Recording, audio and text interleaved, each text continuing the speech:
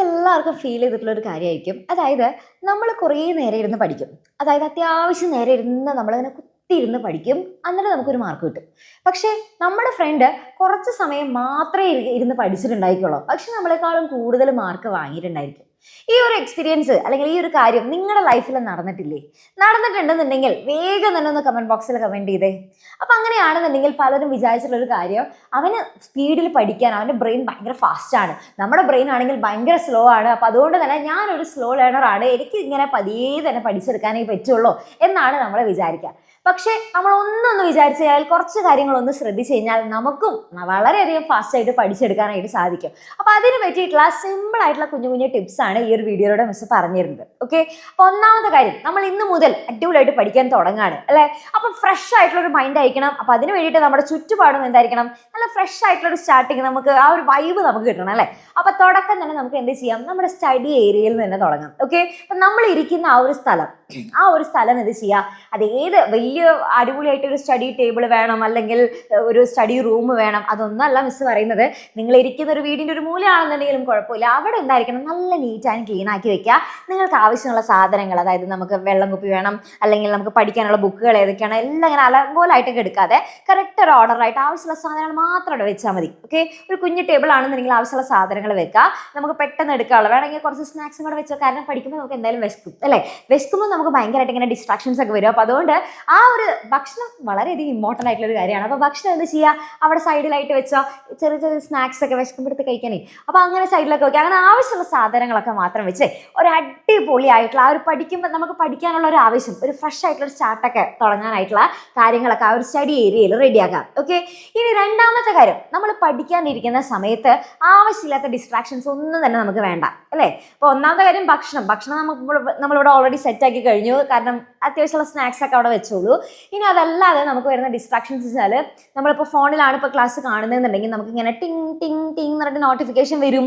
അപ്പോൾ നമുക്ക് ഇങ്ങനെ എടുത്ത് നോക്കാനുള്ള ടെൻഡൻസി എന്തായിരിക്കും, ഇപ്പോൾ ആരൊക്കെ മെസ്സേജ് അയച്ചിട്ടുണ്ടായിരിക്കുക, അവിടെ എന്താ വന്നേ ഇവിടെ എന്താ വന്നേ എന്നുള്ളത് നമുക്ക് നോക്കാനുള്ള ടെൻഡൻസി കൂടും. അപ്പം നിങ്ങൾ എന്ത് ചെയ്യുക, നിങ്ങൾ വേണമെന്നുണ്ടെങ്കിൽ അത് ആ നോട്ടിഫിക്കേഷൻ, നിങ്ങൾ പഠിക്കുന്ന സമയത്ത് നോട്ടിഫിക്കേഷനൊക്കെ ഒന്ന് ഓഫ് ആക്കി വെച്ചോ. ഇനി അതല്ലാന്നുണ്ടെങ്കിൽ നിങ്ങൾക്ക് ചെയ്യാൻ പറ്റുന്നത്, ചില ആപ്പൊക്കെ ഉണ്ട്, നമുക്ക് വേണമെന്നുണ്ടെങ്കിൽ ഈ ഇപ്പം നമ്മൾ അനാവശ്യമായിട്ടുള്ള ഇപ്പോൾ ഈ ബാക്കിയുള്ള ഇൻസ്റ്റയിലോ അല്ലെങ്കിൽ ഇതിലെങ്കിലൊക്കെ നമ്മുടെ സമയം കുറച്ച് കൂടുതലായിട്ട് പോകുന്നുണ്ടെന്നുണ്ടെങ്കിൽ അതിൻ്റെയൊക്കെ ടൈം ലിമിറ്റ് ചെയ്യാനായിട്ടുള്ള ആപ്പുകളുണ്ട്. അതും വേണമെന്നുണ്ടെങ്കിൽ നിങ്ങൾക്ക് യൂസ് ചെയ്യാനായിട്ട് സാധിക്കും.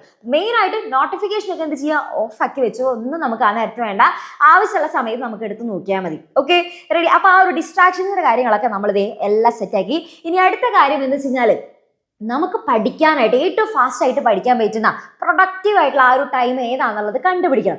ചിലർക്ക് രാവിലെ ഇരുന്ന് പഠിക്കുമ്പോൾ പെട്ടെന്ന് ഫാസ്റ്റ് ആയിട്ട് നമുക്ക് പഠിച്ചെടുക്കാനായിട്ട് പറ്റുന്ന പോലെ തോന്നുന്നുണ്ടായിരിക്കും. ചിലർക്ക് രാത്രി ആയിരിക്കും കൂടുതൽ ഇരുന്ന് പഠിക്കാനായിട്ട് പറ്റുന്നുണ്ടായിരിക്കുക. അപ്പം നിങ്ങൾ എന്ത് ചെയ്യുക, ഈ രണ്ട് സമയം ഒന്ന് നോക്കി നോക്കുക, അതിൽ ഏതാണ് നിങ്ങൾക്ക് കൂടുതൽ ഏറ്റവും സ്പീഡിൽ പഠിച്ചെടുക്കാനായിട്ട് സാധിക്കുന്നത് എന്നുള്ളത് എന്ത് ചെയ്യുക, നന്നായിട്ട് നോക്കുക. ഓക്കെ, അപ്പോൾ ആ ഒരു സമയം കറക്റ്റ് ആയിട്ട് തന്നെ ചൂസ് ചെയ്യുക. ആ സമയത്ത് അടിപൊളിയായിട്ട് ഇരുന്ന് പഠിക്കാം. ഓക്കെ, പിന്നെ ഒറ്റയടിക്ക് ഒരുപാട് ഇങ്ങനെ ഇരുന്ന് പഠിക്കണം എന്നൊന്നുമില്ല മിസ്, അങ്ങനെയൊന്നും മിസ് പറയുന്നില്ല.